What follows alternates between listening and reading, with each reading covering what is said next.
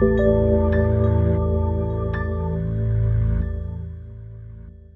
सभी Warren Buffett और Peter lynch जैसे इन्वेस्टर्स के बारे में जानते हैं। इन्होंने इन्वेस्टर्स के लिए मैसिव वेल्थ क्रिएट की है, लेकिन इनमें से कोई भी जिम साइमंस के आसपास भी नहीं है। कई लोग उन्हें greatest investor of all time मानते हैं। साइमंस एक मैथ्स टीचर थे और उन्होंने एक हेज फंड शुरू किया था। 30 इयर्स तक उनके फंड का एवरेज एनुअल रिटर्न 66% रहा, जिसका मतलब है 1000 रुपये का इन्वेस्टमेंट 3 डेकेड्स में बढ़कर 401 करोड़ रुपए हो गया। साइमंस ने इन रिटर्न्स को अचीव करने के लिए क्वांट बेस्ड इन्वेस्टिंग का यूज किया। ही पास्ड अवे इन मई, और ऐसे में हमने सोचा कि क्यों ना इंडिया में भी क्वांट बेस्ड फंड्स पर बात की जाए। क्वांट बेस्ड फंड्स पर डिस्कशन का एक और रीजन भी है। पिछले 2 सालों में इनके AUM में 90% की ग्रोथ देखी गई है। इनफैक्ट कई फंड हाउसेज ने रिसेंटली स्पेस में स्कीम्स लॉन्च की हैं।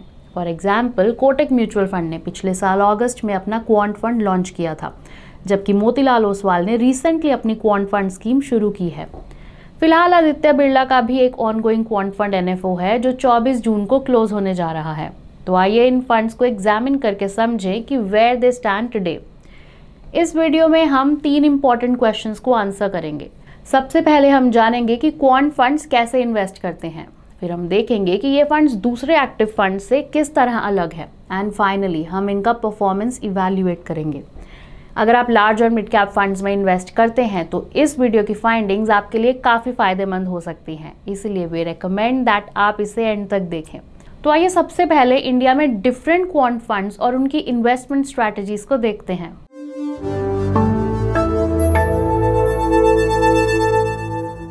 आगे बढ़ने से पहले हम आपको एक क्लैरिफिकेशन देना चाहते हैं। ये वीडियो क्वांट म्यूचुअल फंड के बारे में नहीं है। वो एक फंड हाउस है जिसकी स्कीम्स काफ़ी पॉपुलर हैं। क्वांट बेस्ड स्कीम्स एक अलग म्यूचुअल फंड कैटेगरी है और काफ़ी फंड हाउसेज ने इस कैटेगरी में स्कीम्स लॉन्च की हैं। ये फंड्स एल्गोरिदम्स डिज़ाइन करने के लिए क्वांटिटेटिव टूल्स का यूज़ करते हैं जो उन्हें इन्वेस्टमेंट डिसीजंस लेने में हेल्प करते हैं। ये थोड़ा टेक्निकल साउंड कर रहा है, so let me break it down for you. इन फंड्स के इन्वेस्टमेंट प्रोसेस को 5 पार्ट्स में डिवाइड किया जा सकता है। सबसे पहला, ये अपने इन्वेस्टमेंट यूनिवर्स को खुद डिफाइन करते हैं। इस केस में मोस्टली फंड्स टॉप 200 स्टॉक्स पर नज़र रखते हैं। ये 100 लार्ज कैप्स और टॉप 100 मिड कैप कंपनीज होती हैं। एक्सिस और कोटक उन कुछ क्वांट फंड्स में से हैं जो टॉप 200 के यूनिवर्स से आगे जाते हैं। अब आता है दूसरा स्टेप। यहाँ मोस्टली फंड हाउसेज स्टॉक्स की स्क्रीनिंग के लिए फंडामेंटल्स का यूज़ करते हैं। बेसिकली इस स्टेज में वो उन स्टॉक्स को एलिमिनेट कर देते हैं जिनमें वो इन्वेस्ट नहीं करना चाहते। For example DSP quant fund high debt, inefficient capital allocation और पुअर अर्निंग्स वाले स्टॉक्स को एलिमिनेट कर देता है। Similarly Kotak quant fund weak balance sheets, weak PNL और वीक गवर्नेंस वाले स्टॉक्स को एलिमिनेट कर देता है। इस फिल्टर को अप्लाई करने के बाद उन्हें फंडामेंटली गुड कंपनीज की लिस्ट मिल जाती है। थर्ड स्टेप में वो स्टॉक्स को पिक करने के लिए एल्गोरिदम डेवलप करते हैं। एल्गोरिदम सिर्फ एक pre defined set of instructions है और क्वांट बेस्ड इन्वेस्टिंग के केस में ये कुछ और नहीं बल्कि प्री डिफाइंड रूल्स हैं जो इन्वेस्टमेंट डिसीजंस लेते हैं। अब इन प्री डिफाइंड रूल्स को तैयार करने के लिए हर एक fund house extensive historical research करता है। वो ये देखने के लिए एल्गोरिदम का बैक टेस्ट करते हैं कि क्या स्टॉक्स को सेलेक्ट करने के लिए उनके यूज किए गए क्राइटेरिया ने पहले के डिफरेंट मार्केट सिनेरियोज में बेस्ट पॉसिबल रिटर्न्स जनरेट किए हैं या नहीं। फोर्थ स्टेप में वो हर एक स्टॉक के एलोकेशन पर डिसीजन लेते हैं। सपोज फंड हाउस ने 40-50 स्टॉक्स में इन्वेस्ट करने की प्लानिंग की है। इस स्टेज पर वो पोर्टफोलियो में हर एक स्टॉक का वेट डिसाइड करते हैं। फाइनल स्टेप में टीम्स डिसाइड करती हैं कि उन्हें कितना फ्रीक्वेंटली पोर्टफोलियो को रीबैलेंस करना चाहिए। ऐसा मंथली, क्वार्टरली या हर 6 महीने में हो सकता है। ये पूरा प्रोसेस ह्यूमन इंटरवेंशन के बिना किया जाता है। फंड मैनेजर्स इन्वेस्ट करने के लिए कॉर्पोरेट एक्शंस को चेक करते हैं। ये डीलिस्टिंग, मर्जर्स, एक्विजिशंस और दूसरे कॉर्पोरेट एक्शंस फेस करने वाली कंपनीज में इन्वेस्ट ना करने का डिसीजन ले सकते हैं। To understand this better, let's look at the DSP quant fund. जब फंड हाउस को फंडामेंटली अच्छे स्टॉक्स की लिस्ट मिल जाती है तो वो उन्हें क्वालिटी, वैल्यू और ग्रोथ जैसे डिफरेंट पैरामीटर्स पर स्कोर देता है।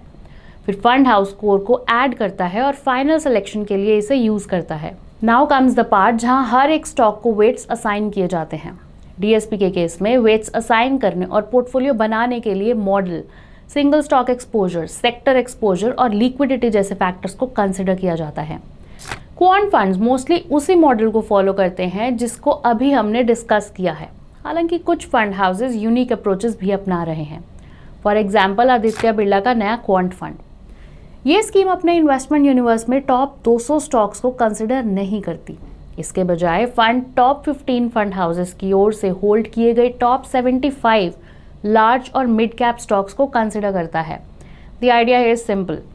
लार्ज फंड हाउसेस ने पहले ही रिसर्च करके हाई ग्रोथ पोटेंशियल वाली फंडामेंटली साउंड कंपनीज को पिक कर लिया है। आदित्य बिरला ने 75 स्टॉक्स के इस यूनिवर्स से पुअर अर्निंग्स वाली कंपनीज को एलिमिनेट कर दिया है। इसने केवल उन कंपनीज को कंसिडर किया है जिनकी 5 ईयर ट्रैक रिकॉर्ड क्वालिटी अच्छी है। इसके बाद मोमेंटम फैक्टर का यूज करके क्वालिफाइड स्टॉक्स को इवैल्यूएट किया जाता है। इसका मतलब है कि फंड हाउस पिछले 6 मंथ्स के स्टॉक रिटर्न्स को देखता है एंड फाइनली शॉर्टलिस्ट किए गए स्टॉक्स को वेट्स एलोकेट किए जाते हैं ताकि ओवरऑल पोर्टफोलियो की वॉलेटिलिटी को कम किया जा सके। आपको क्वांट बेस्ड फंड्स के बारे में एक बात समझनी चाहिए, उन्हें रेगुलरली रीबैलेंस किया जाता है। इसमें मैनेजमेंट टीम ऐसे स्टॉक सेल कर पाती है जो मॉडल में फिट नहीं होते, बट इससे उनके पोर्टफोलियोज का हाई चर्न रेट भी हो सकता है।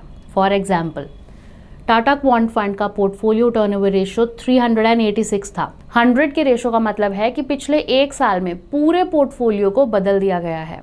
अब जब हमने मॉडल्स को देख लिया है तो आइए क्वांट बेस्ड फंड्स और एक्टिवली मैनेज्ड स्कीम्स के बीच के डिफरेंस को समझते हैं।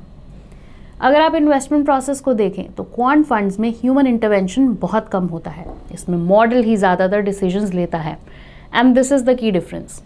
जबकि ज़्यादातर एक्टिव फंड्स में फंड मैनेजर का गोल फ्यूचर के मल्टी बैगर्स को जल्दी स्पॉट करना होता है। वो कंपनी के परफॉर्मेंस को जज करने के लिए हिस्टोरिकल परफॉर्मेंस का यूज़ करते हैं और फिर फाइनल कॉल लेने के लिए क्वालिटेटिव इन्फॉर्मेशन के साथ उसे कंबाइन करते हैं। इसके लिए वो प्लांट्स को विजिट कर सकते हैं, मैनेजमेंट से बात कर सकते हैं और बिजनेस के लिए कंपनी के विजन को समझ सकते हैं। एक्टिवली मैनेज्ड फंड्स के केस में फंड मैनेजर का एक्सपीरियंस और जजमेंट क्रूशियल होता है। On the other hand quant funds historical data का यूज करके प्रेडिक्टिव एनालिसिस करते हैं कि कौन से स्टॉक्स फ्यूचर में अच्छा परफॉर्म कर सकते हैं। They are heavily driven by data, इसीलिए अगर किसी चीज़ को मैथमेटिकली डिफाइन नहीं किया जा सकता तो it is unlikely to be factored in by quant funds. अब इस इन्वेस्टिंग स्टाइल के मल्टीपल एडवांटेजेस हैं। अब क्योंकि ज़्यादातर कॉल्स मशीन्स लेती हैं, इसीलिए इन्वेस्टमेंट डिसीजंस ह्यूमन बायसेस से फ्री होते हैं। सिमिलरली सब कुछ मैथमेटिकली डिफाइंड है, इसीलिए ये आइडेंटिफाई करना आसान है कि स्टॉक्स में क्या गलत हुआ जो काम नहीं कर रहा था। इसके accordingly fund management team model में चेंजेस कर सकती है। थर्ड, फंड की स्ट्रैटेजी को कंसिस्टेंटली और डिसिप्लिन्ड वे में एग्जीक्यूट किया जा सकता है। हमने अभी तक इन फंड्स का इन्वेस्टमेंट स्टाइल देखा। Next let's look eight their performance.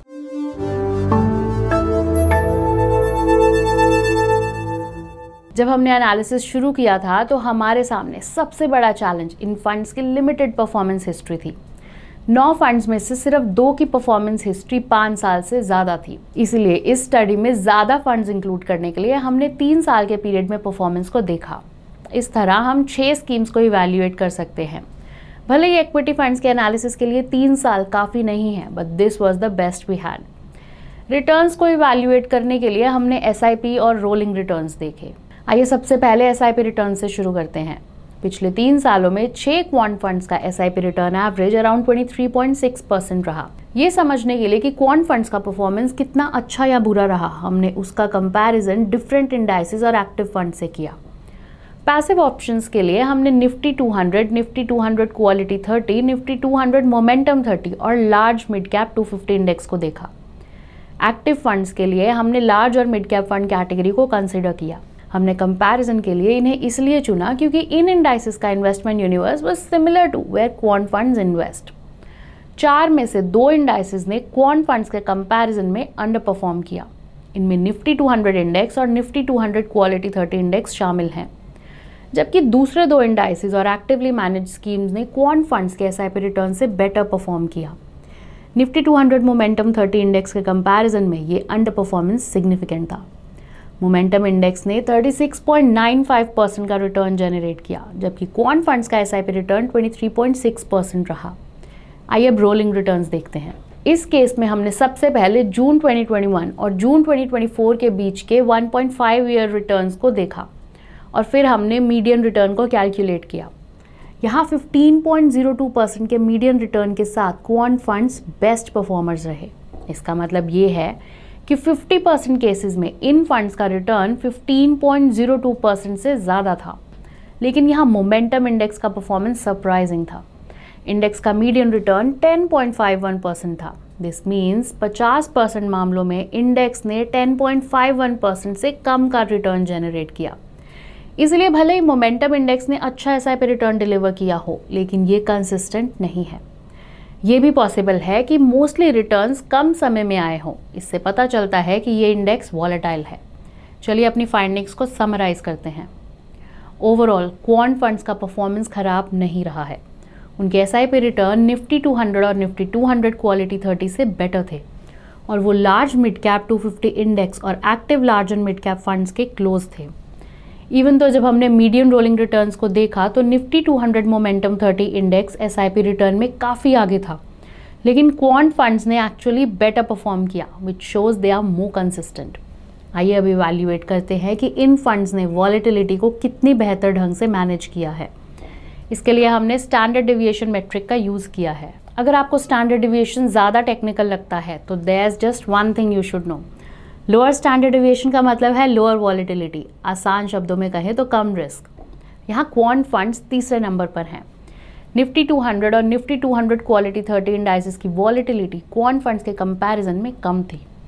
Momentum index इस स्पेक्ट्रम के दूसरे एंड पर थे जो सबसे ज़्यादा वॉलेटाइल थे। लार्ज मिड कैप 250 इंडेक्स और actively managed large mid cap funds की वॉलेटिलिटी क्वांट फंड्स के जैसी ही थी, बट रिटर्न्स और वॉलेटिलिटी को अलग अलग देखकर इन फंड्स को जज करना डिफिकल्ट है। तो आइए दोनों मैट्रिक्स को कंबाइन करके रिस्क एडजस्टेड रिटर्न्स को देखते हैं। इससे हमें पता चलेगा कि फंड्स ने कितने रिटर्न्स बनाए हैं for every unit of risk. यहाँ भी क्वांट फंड्स का रिस्क एडजस्टेड रिटर्न सबसे अच्छा रहा। They generated 1.47% return per unit of risk. इसके बाद लिस्ट में Nifty large mid cap 250 index और एक्टिवली मैनेज्ड लार्ज और मिड कैप फंड्स थे। इन दोनों का रिस्क एडजस्टेड रिटर्न 1.38% था।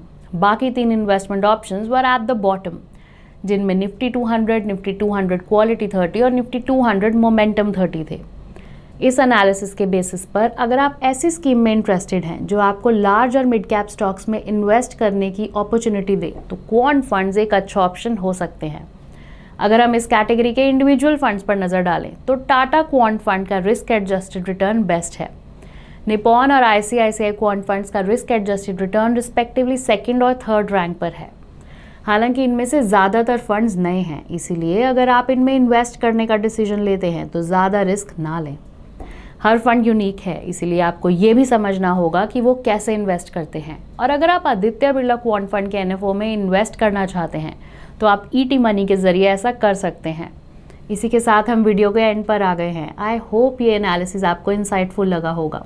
अगर ऐसा है तो इस वीडियो को लाइक करना और हमारे चैनल को सब्सक्राइब करना ना भूलें, ताकि आप हमारे किसी भी वीडियो को मिस ना करें। I'll see you next time. Mutual fund investments are subject to market risks. Read all scheme-related documents carefully.